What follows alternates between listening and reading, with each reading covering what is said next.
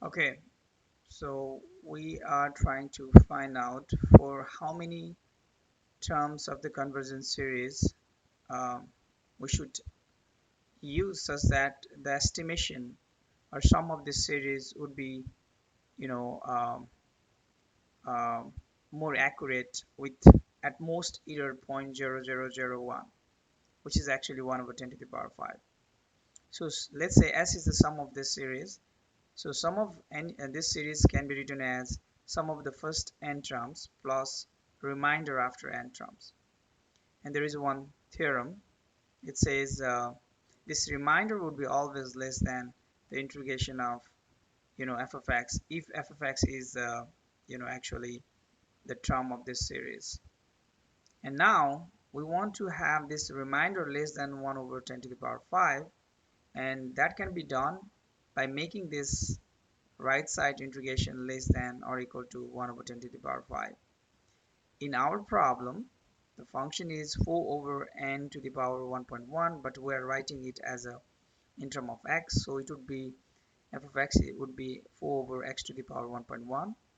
Now our goal is to find out this integration by using just simple integration process. It would be negative 4 over 0.1 x to the power 0.1, and this is just you can bring this x to the power 1.1 on the top, and it would be x to the power negative 1.1. And if you use the just general power rule for the integration, you will get first term 0, and from the second term you will get 40 divided by n to the power 0.1. Okay, so now we want this expression should be less or equal to 1 over 10 to the power 50, sorry, 10 to the power 5, and we want to find out the value of n in terms of 10 to the power something. So let's assume that n is 10 to the power y. So we want to find out the value of y for this particular problem.